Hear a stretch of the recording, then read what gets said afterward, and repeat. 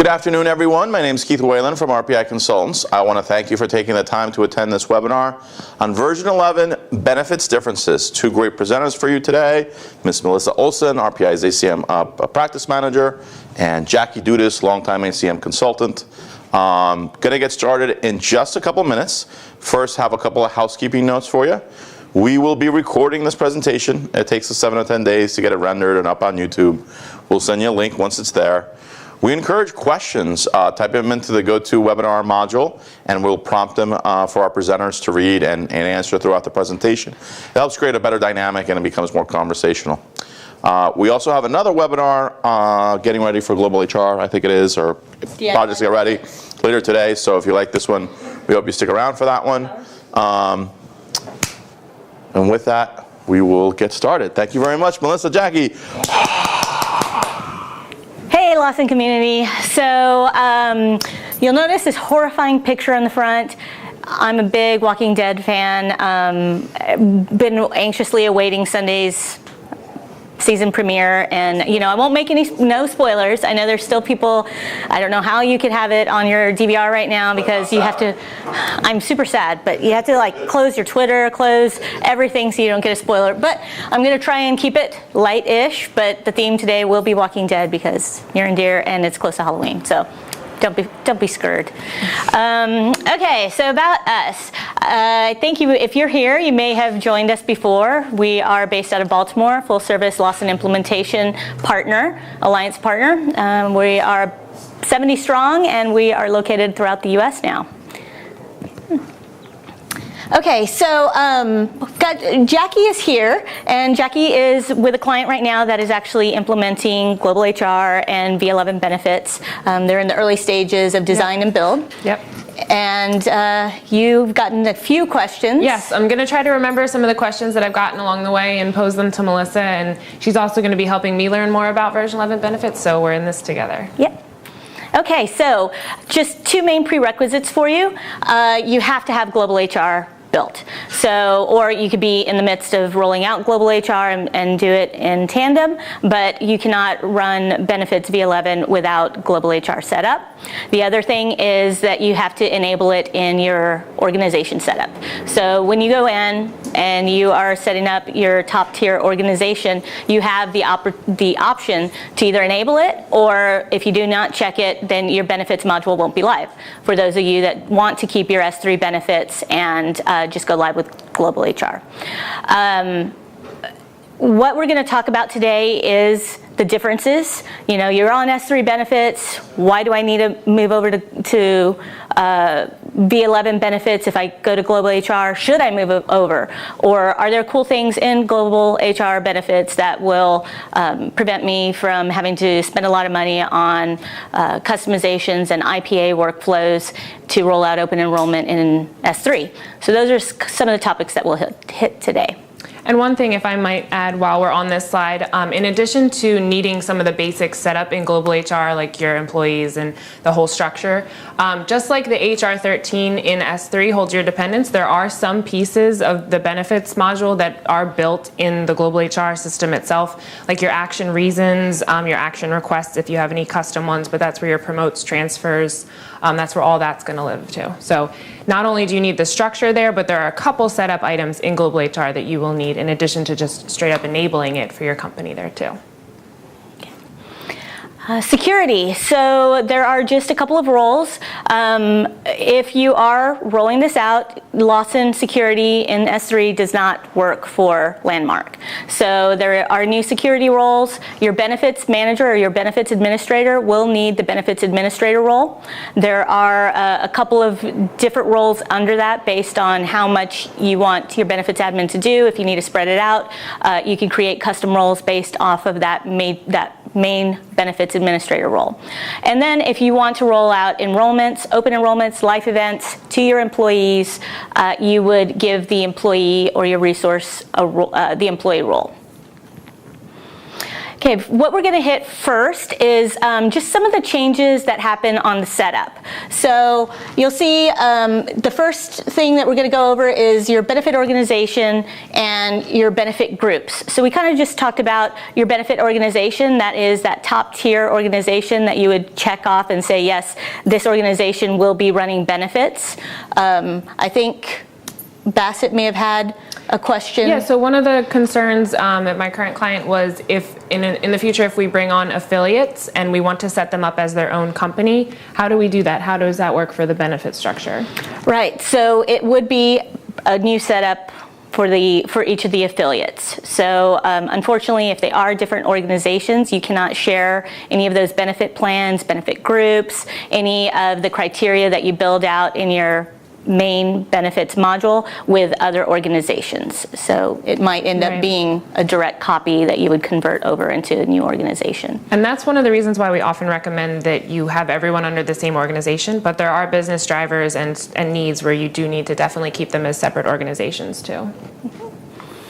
The next thing we're going to go over are some of the preliminaries, and I'll talk about what that means when we hit that slide. We've got templates now in version 11 that you're able to create notifications, emails throughout the benefits process. And I'm not going to hit flex plans too much, or actually at all, because in my experience with the clients I've worked with, nobody actually tracks flex plans in their system. If you do want to know more about it, let me know through the questions or email me afterward, and I can go over what the differences might be in the flex plans. And then we'll talk about actually your benefit plan build. And this isn't our whole agenda, but this is just for the setup that we're going to start with. So benefit groups are actually very similar to the employee groups in S3. You will have to differentiate them if you want to have your active full-time group, your active part-time group, retirees, and you need to link them to your custom groups that are built in Global HR. So there is some work that goes behind creating them. It's not as easy as before with employee groups, but then again with employee groups you had to create a ton of them. Sometimes you created specific ones for benefits. Other organizations would create just a whole slew of employee groups and hope that they pick the correct one for their benefit plans. So this helps you keep everything organized a little better. And again, you'll use your benefits groups to determine which benefit plans you want to roll out, you want those people to be eligible for. Question. So what is the relationship between the custom group and the benefit group again? So once you create the benefit groups, you need to correspond that benefit group to one of the custom groups in Global HR. Global HR has a top level of custom groups. They are like your employee groups. If there is, a retiree group, it must correspond to a custom group that holds retirees in your HCM. So hopefully that thank you. That goes over. Thank you. I'll hit next here. Okay. So preliminaries. Preliminaries are some of the things that can be shared across plans. They're all the things you're used to seeing in S3, and a lot of times in S3 you might have to build them over and over again for each plan. This allows you to create one set of them, or be able to draw from the main grouping to build out each of your different plans. So these are the topics that they allow you to build preliminary. Payment schedules, your frequency table. Generally, your frequency tables are the same across all of your benefits, except for maybe life insurance. So you would be able to just build one and share it across the others. How does the effective dating, which is really important in GHR, how does that relate to some of these setup items? How might you effective date these? So these would not have effective dates on them. The plan would have the effective dates, and these would have, actually they would not have an end date on them. Like you're used to having a start date and end date on the plan. If your coverage option table changes, you would end date that table, or you would just do a change on that table and update. And we'll talk kind of about the processes that you need to run to update your plans afterward.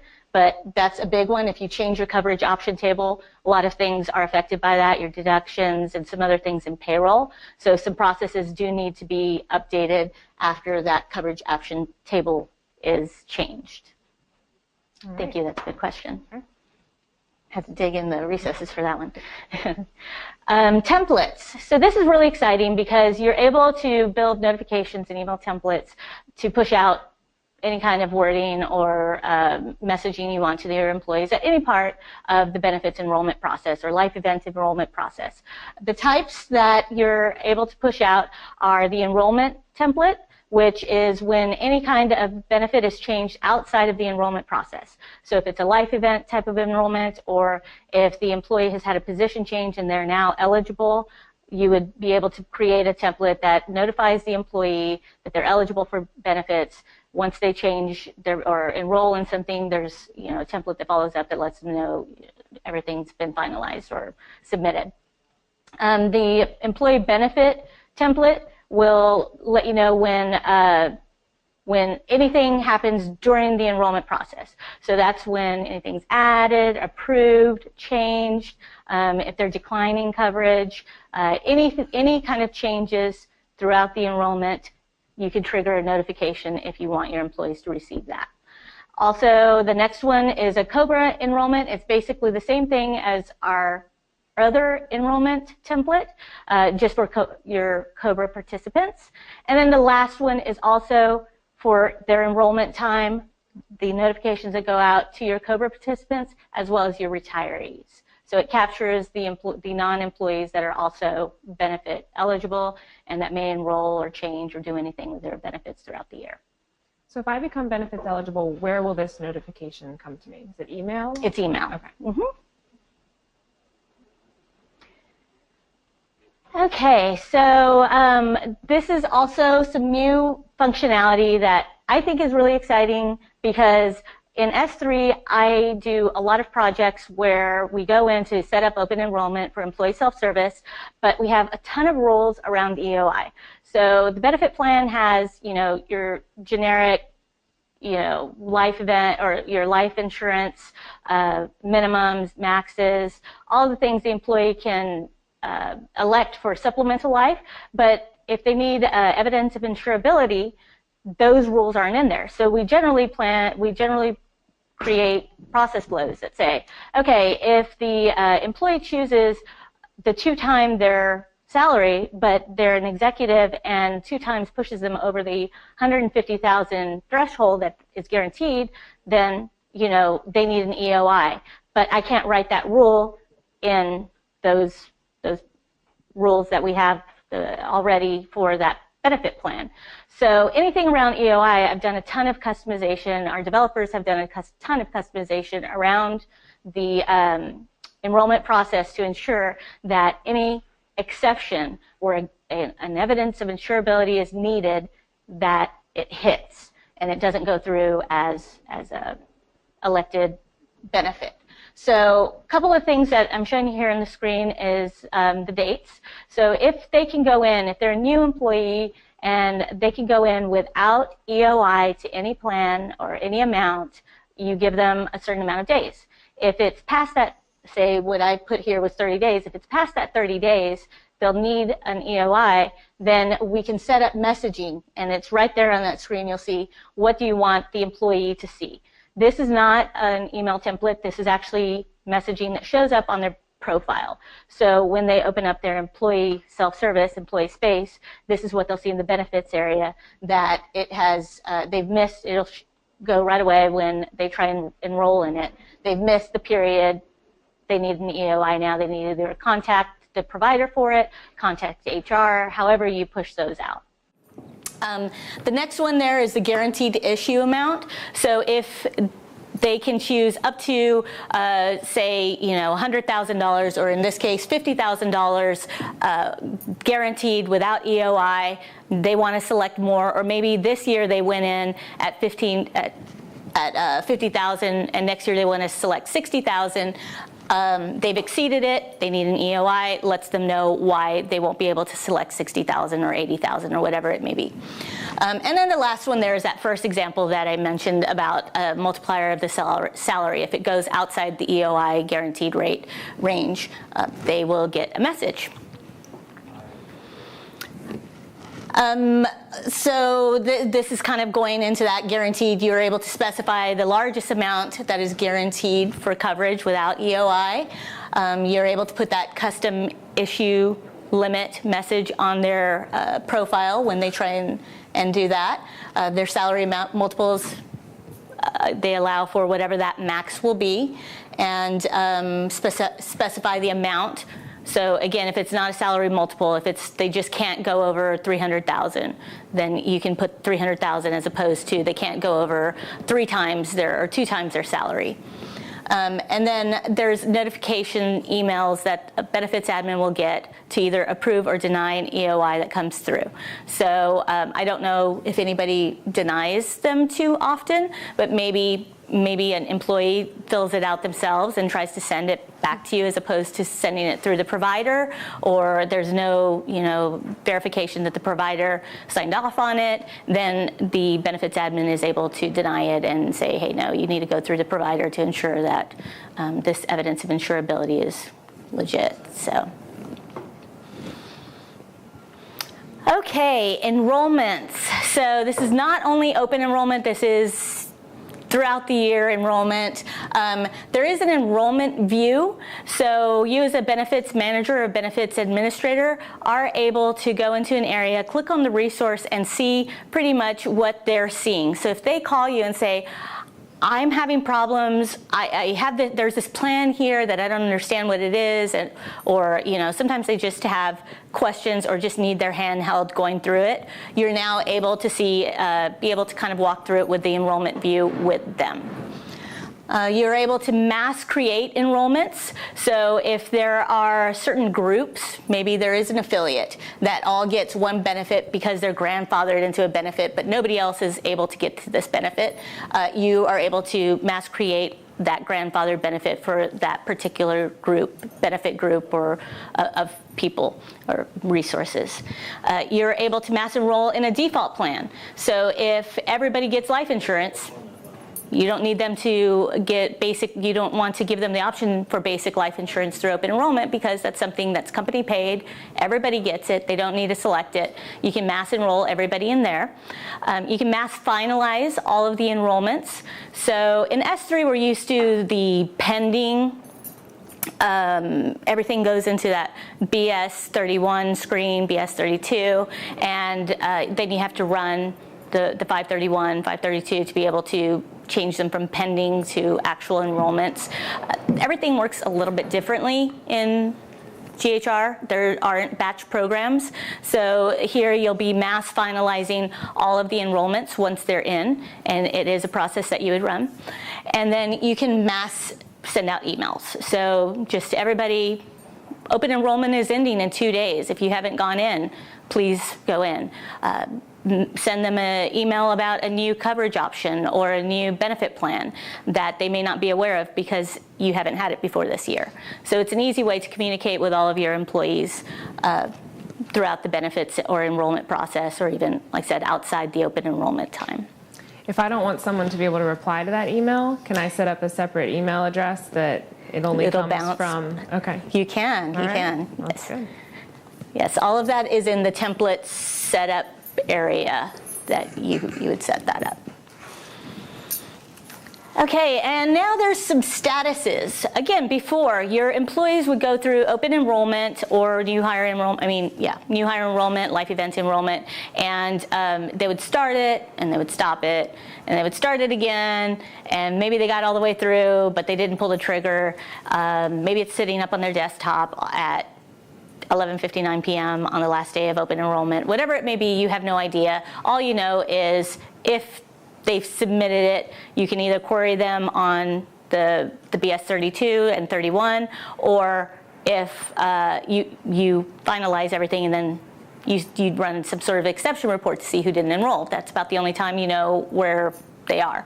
Now you've got a whole bunch of statuses here that let you know at any point of the enrollment where a resource is, or you can run reports off of to find out, how many people are in the draft status. In the draft status, they've started their record, but they haven't submitted anything yet. They've started it, they've made some elections, but again, not submitted.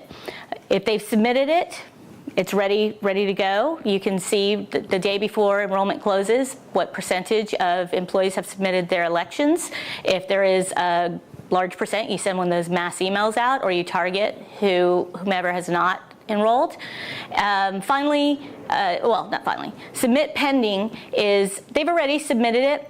They go back in and they say, you know what, I want to make a change. That change will not go through. They may try to make a change and not resubmit. It will not go through. You'll still see the last submitted action or last submitted enrollment until they hit submit again and submit the new enrollment with the changes. And then finally, there's the finalized status, and that is something that you would do. You would mass finalize everything, and that means they are not able to go back in and touch anything, make any changes. And then anybody who may have changed eligibility throughout the open enrollment period would move over to the inactive status. So potentially they could have started an enrollment and then they were moved to a different position, which was non-eligible, and they're no longer able to get benefits, so they would move into that inactive status. For somebody who may have been enrolled in benefits prior to open enrollment and is no longer eligible, you'll see in that status. Before we advance, I think we have a question actually about the EOI, so I want to go back to that real quick before we forget too much about it. It's actually a two-part question. Okay. So when an employee enrolls for an amount over the GI, what is populated in Lawson? Is it the GI amount or something else? So nothing. So if they enroll in something over the guaranteed issue amount, it pretty much pens until that evidence of insurability has come through. You as a benefits admin accept it, then the amount should come through. I'm trying to think if it would go back to what the guarantee. I believe it should just go back to guaranteed amount if that EOI does not come in and you've finalized everything else. So once you do approve it, though, that new amount gets put in? Would be put in there. And that's the second part of our question there. So let us know if you have any more follow-up on that one. Thank you. Great question. All right, so back to new functionality. This is where we left off? Yes. Okay, super excited. I keep saying I'm super excited, but there's a lot of things in this benefits module that I really like because there's a lot of things that we have to do to program this in S3. We have to do a lot of development with IPA workflows. We have to do a lot of customizations, generally to roll out the open enrollment in employee self-service. So some of these things are there in your organization setup. When you say you want benefits to be active, there's an option that you can allow for your benefits managers to approve that a dependent has been, or dependent's documentation has been submitted. So it's a toggle or a checkbox. So if you don't need that, which I don't know anybody that may not need that, but it doesn't have to go through. Otherwise, employee will submit a dependent, it pens, and until they've submitted their documentation, they would not be able to have that dependent eligible for enrolling in benefits. Another thing, we kind of just talked about notifications for EOI.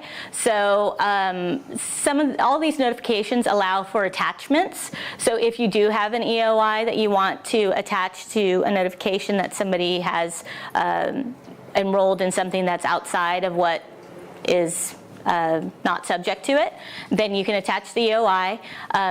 Employees would be able to attach their dependent documentation and send it to you. So this is really nice because all of that is now in the system and you're able to see that at any time. You're not storing things in paper folders, employee records, and having them come into the office to show you these things. They can just all be put through Employee Space and the benefits admin. functionality. While we're back on EOI for a second, I think we have another question here. When the EOI is approved, what is the effective date of that enrollment or election? It would be the effective date that their benefits should be live. So if it's open enrollment and they got it to you at 1/15/2017, it would go back to the 1/1. If it's a life event enrollment and they should be covered for the first day of the next month after whatever has happened, or new hire, or if it's that day because it's adding a new dependent like a spouse and you're doing spouse life insurance, that EOI comes in, it goes back to the effective date that benefit should have started. Thank you.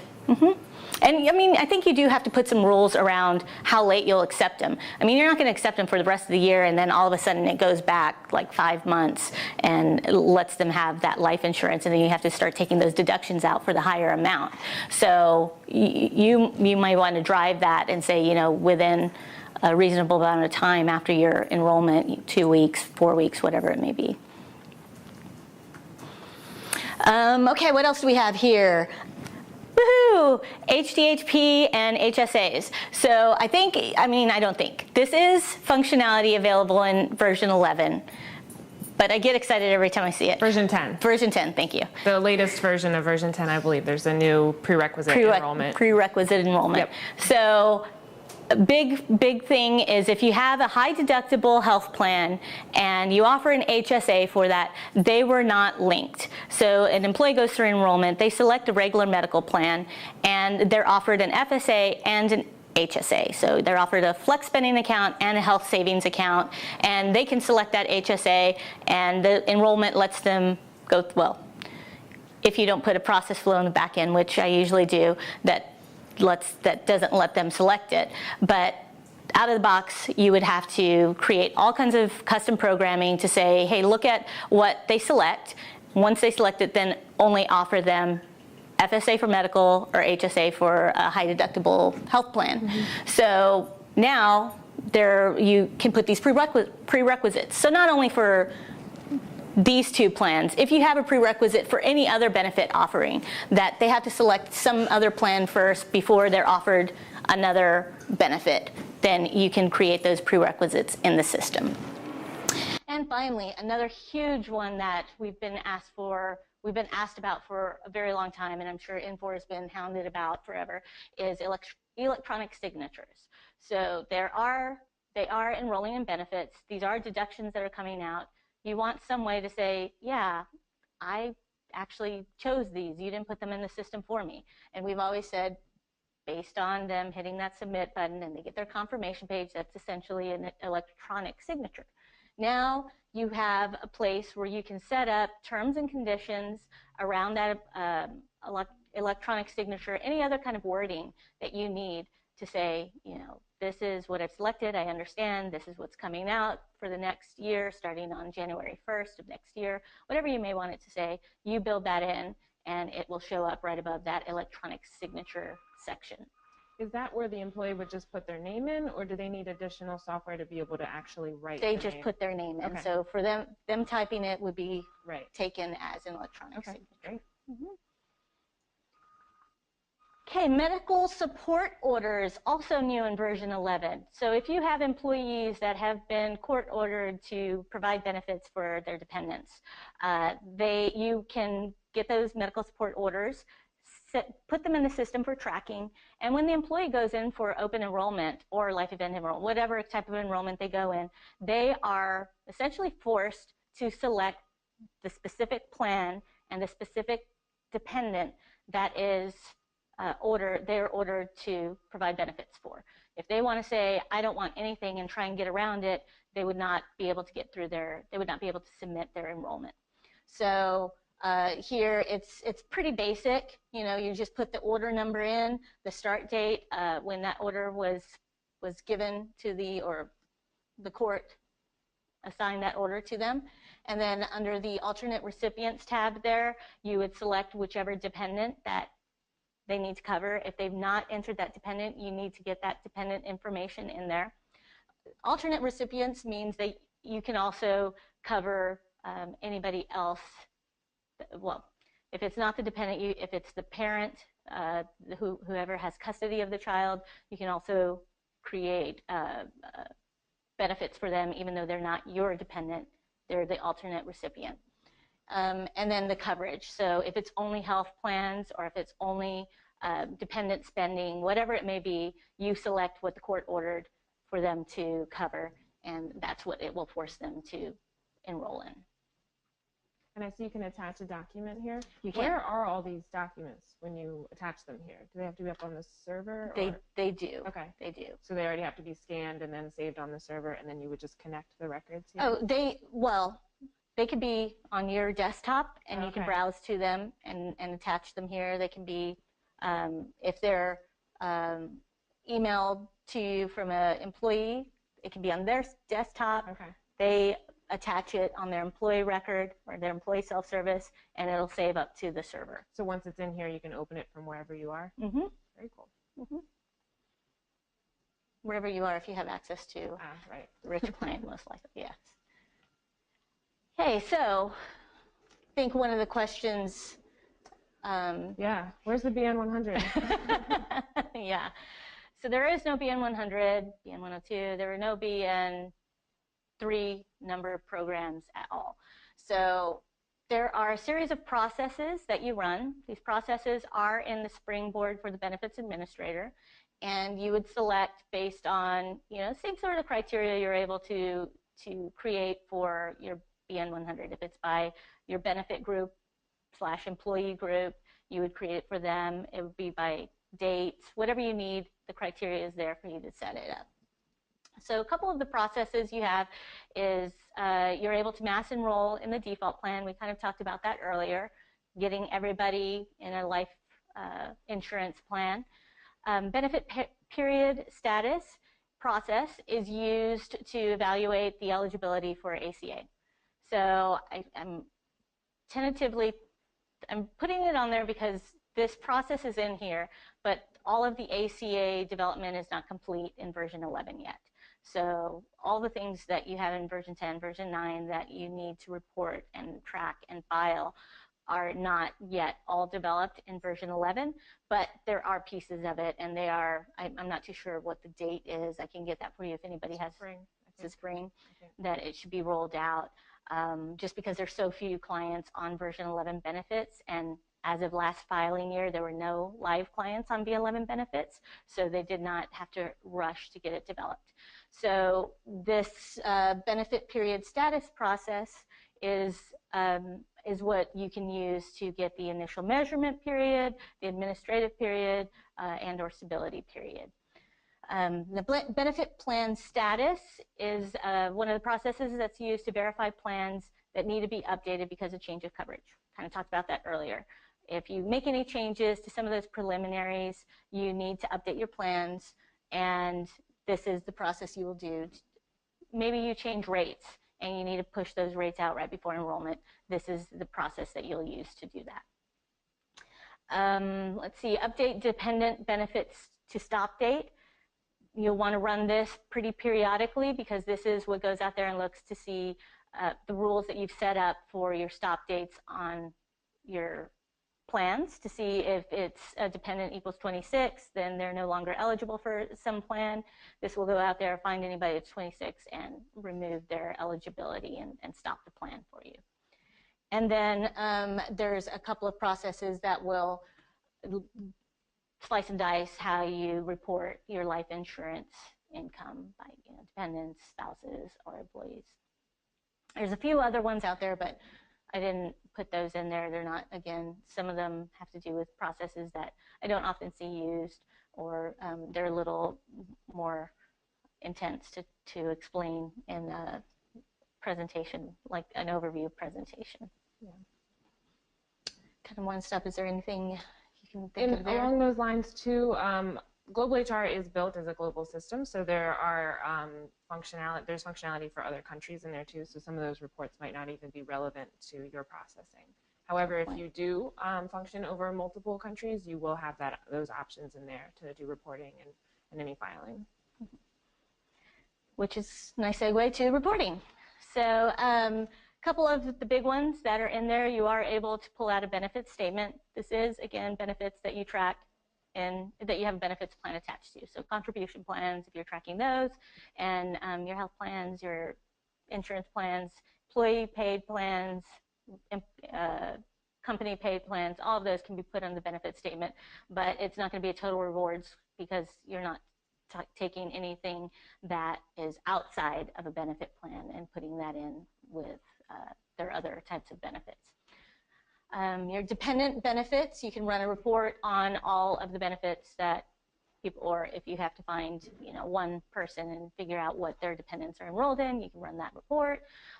Benefits exceptions, so if you need to look and see, maybe you're just trying to check yourself right before open enrollment, you want to make sure that you've rolled people into plans, that maybe if it's a passive enrollment, you can run the exceptions report and look through it and ensure that everybody you expect to see in that plan is in that plan. Life insurance, if everybody's supposed to have it, company paid, run that report, do the lookup against all your employee population dump or your active eligible employee population dump. So it's a little easier to be able to see who's enrolled in everything and who's not enrolled in things. Your discrimination testing, got a list here, a screenshot here of the different types of discrimination testing reports that you can run. And finally, the contributions report. So that's, again, a cube type reporting that you're able to see different ways the contributions are coming out, whether it's by quarter, by year, by employee, by department, however it needs to be run. And this right here, this key employees, this is an example of something that you set up on the GHR side rather than in the benefit side. You'll set that up right on the resource record for those key employees. I think maybe a couple of the other ones there too. Another question for you. If I have some custom reports in S3, how do I make them work for Global HR? They have to be rewritten in different technology. So depending on what technology you've got your custom reports in right now, I mean, if they're an add-in, you can pretty much recreate them using Spreadsheet Designer. The back end of benefits, version 11 benefits, is completely different than your S3 backend. So your platform that everything's running on, Landmark, is different than what's in S3, and your database is completely different. We've got some jackhammering going on in the background. Sorry for grins everywhere. So your databases in S3 are relational databases. They're, table, file structure. In V11 Landmark, they're what's called business classes. So they're completely structured differently. So what you're pulling right now in your current reports cannot be ported over and pointed to a new server and pull that same data. You will need to remap it. Even if you want to use the same technology, you most likely might be able to, if it's like a Cognos or something like that, but you would still need to go in there, understand what the fields are, what the business classes are behind those fields, and point your report to those new business classes. Thanks. You're welcome. And of course, IBI is another way you can do some reporting. LBI, anything you have in there will not work. So you have to take that into consideration when you're planning on your implementation for this. We have a reporting question. Sure. From Deanna Plant from Blessing Health Systems. She asks, are the VN statements configurable, or does customization have to be done to change them? Configuration can be done to change them. So Configuration Console is a tool that Infor gives you to change things around on the presentation layer of this system. So what comes out in the benefit statement is pretty generic. If you want things to say, if you want it in a different order, if you want different business classes to be pulled into that, if you want, again, to say different things, to look differently, you can use Configuration Console and you make those changes on top, which won't affect the programming, which would be a customization. So a lot of customizations are going away in this new system because you have that power to be able to do everything you need with the Configuration Console tool. Who would do the configuration? Is that like a benefits person or an HR person or IT? Anybody can do it. Okay. So there are components to Configuration Console which get a little more techy. So if you do know JavaScript and some other kind of programming languages, you could do a ton with it. It's a very powerful tool. But as a regular day-to-day HR user, benefits user, there's a nice little interface, dragging, dropping, double-clicking, moving things around, and you just need some training through either your implementation partner or N4 to understand how to use the tool. But you'll be able to change labels, change fields, add fields pretty easily. If you want to put some logic, calculations, all of those things are a little more difficult, and you may need to lean on IT to help you with some of that. All right, on to interfaces. Dun, dun, dun. So we put this, it's all right. I mean, you've got to have some interfaces because this talks to your payroll system. So, you know, without these interfaces, your deductions would not come over to payroll. If you're using S3, I'm going to talk about that. And if you're not using S3, I'll talk about that as well. So there are 3 export interfaces and 2 import interfaces. So the export process sends data from Global HR over into S3 payroll as a standard time record into your PR30. The employee benefit standard deduction processes the sent data from GHR over into your PR14 employee deduction form.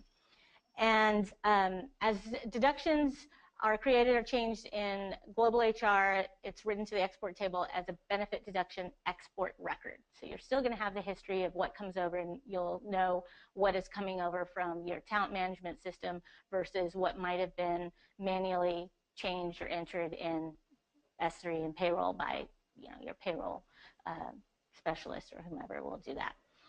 And the one-time deduction is going to be an export process that sends one-time deductions to payroll, and a user will add one-time deductions sent through process flow, and it's used to create those records also in payroll. Let's see. Next one. What? Sorry. Interface. So then you import in your hours, your benefit hours worked. So that either comes in, you know, from the time records that are loaded into, you know, your BS 531 or however else they're put into payroll, and then your year-to-date contributions are also brought back over and dumped into the talent management. So if you run the BN 531, it has to go into S3. I'm sorry, the PR 531 is what if I just said 531. I might have messed that up. But if you run that into S3, then you still have to run it out of S3 to JHR. You can't circumvent S3. No. So if the PR 531 is run, that brings in all of your standard time records into payroll. Mm-hmm. So you don't have to run anything else. You will run this benefit hour work interface, and now that you'll have to have that 531 run before it can bring those hours in. You have to have the hours in there from somewhere, whether they're put in through your Lawson system or if they're brought in through the 531 job that will load them in there. But that's how you'll be able to get the hours worked so you can determine eligibility. And then the other note here is you can schedule all of these import. You can schedule them at different times. You can schedule them to run every couple of minutes, or you can run it one time, you know, immediately, maybe right before payroll is run. Usually whenever you would generally run all of your BN jobs. So if we're not using S3, if you're not using S3, this does create a benefits export interface file. So you're able to capture all the data that you generally need to send any third party, your demographic data, your enrollment data, your dependent enrollments, beneficiaries. If you do any kind of contribution plans, you can send those types of things, and any of your changes. So your initial new enrollment and then all of your changes in demographic data will be put into a CSV file that you would be able to remap, or however your TPAs need to receive it. You're able to create that. Probably use an IPA in the back end. You can run that, have an IPA, put it in the correct format, and FTP it to your third party so you can have it all automated. Might be able to do some of that automation when you schedule your S3 interfaces. It's the same thing. You want to try and do as much as you can to be hands-off and not worry about if things are running or not. if you let the system take care of it, then you don't have to worry about the interfaces as much. You just kind of have to look for errors. 834. There is, and I didn't put it on here because I know it's been in development. It's out. I don't know. I haven't used it yet, so I don't know how great it is yet. But there is a HIPAA 834 interface export that you can run that supposedly should be what you need to get to all of your vendors. So it'll there's change that. the file format for whatever the vendor. No. It will create a generic one, and then when it creates a generic one, you go in and manipulate it for whichever vendor it may be. Okay. But at least it gets you all of the data that an 834 needs to get. And you might, again, with IPA, you might run it, and then take it, manipulate it with IPA, and then FTP it to each of your vendors. So that way you don't have to do the manual manipulation yourself. Right, right. Because, I mean, it's a one-time thing. Generally, maybe once a year, they may change what that format looks like, but generally it stays the same. So if you can get it set up in the beginning to automate, then you never have to worry about it again until you change providers. Yeah, that's a good idea. Mm-hmm. All right, well, that was chock full of information. Please go ahead and take some time to put some questions into the question box here. We have one right now from Ruth Holliday from Norton Healthcare. She has a question about reporting in ESS. So as an employee, if I log in, am I able to get my benefit statement? Can I run that report myself? You cannot run that report yourself, but there is a lot of inline type of reporting all throughout Global HR. So you could get to the current benefits screen, and there is a menu that you're able to just export to CSV. So it might not be in the fancy, format that benefits has created or the same format that report comes out in, but I'm able, if I need to print it out to take it home and be able to show the family that this is what we've got for the next year, put it in my benefits file at home, I'm able to export it straight from the current benefits screen in employee self-service or employee space. And again, you will also be getting a lot of notifications throughout that benefits process that they can, emails that they can print out. So based on your organization, you can set up what you see your employees might need the most to ensure that they're able to have it in their email as well as access it from self-service. Awesome. Well, if we don't have any more benefits questions, or if you think of some later, please feel free to reach out to Melissa. I'm sure she's happy to hear from you. We do have one final question from one of our own, Bill Getty from RPI. He wants to know what our webinar at 3 o'clock is about, and what's our title on that one? 10 DIY projects to prepare for global HR. I think we have some kind of spooky title, and it's definitely PG-13. It's PG-13. It's not going to have horrible zombie faces in it. It's pretty scary as well. Apparently, Halloween is a very popular holiday in RPI, more than I had realized. Oh, I think we might have one more question. Awesome. Yeah. Maybe it's from me. Good thing you stepped up here. Yeah. Yeah, so I love Halloween, and I generally do the scariest costumes and What are you doing this year? I'm not. I'm so sad. We're going to my father-in-law's house this weekend, so if he's Halloween agnostic. Yeah, well, no, it's in Denver, so I can't pack all of my makeup and contact lenses and costumes and all the skin and other things that I use to create my costumes. So, and I'm not going to go buy something at a store, a Party City or anything. Oh, yes. How could you? You'll survive. One Halloween without costumes, you'll survive. All right, we've got our question. The question is, are there migration processes to move your data from S3 to Global HR? Yes. So there are conversion files. Yes, it's kind of tricky because there are a lot of different setups and things work together a little differently than straight, drop employee ID, benefit plan, medical, and whatever their 5 plans. However, that report generally comes out 231, whatever it is that drops all what your employees are enrolled in. But you can use that. You can probably map that to a conversion, and it'll take a little bit, but not. So I don't want to call it a migration program, but it will be a conversion and you will have to manipulate it a bit after you've set up the system. And not everything is available in a conversion program. With the little bit of work I've done and with a colleague of mine, Lisa, she's had to manually load some things or use Spreadsheet Designer, so that not everything is available via migration, but there are a few templates out there for you. All right, and with that, I think we're going to wrap it up. I want to thank Melissa Olson, Jackie Dudas for a wonderful presentation. They're coming right back in an hour, 3 p.m. Eastern Time, noon Pacific, to talk about projects you can do today to get ready for global HR, whether that's on your roadmap 1 year from now, 3 years from now. There's still good things that S3 can capture that'll help your organization put you in a better position. I also want to point out that we're going to have more webinars coming in December, and on the HR landscape, we're looking at compensation management, candidate space customizations, GHR tech tools, IPA, and all kinds of other great webinars. So thank you so much for coming. Thank you, Jackie. Thank you, Melissa. You guys are always Thank you all. excellent.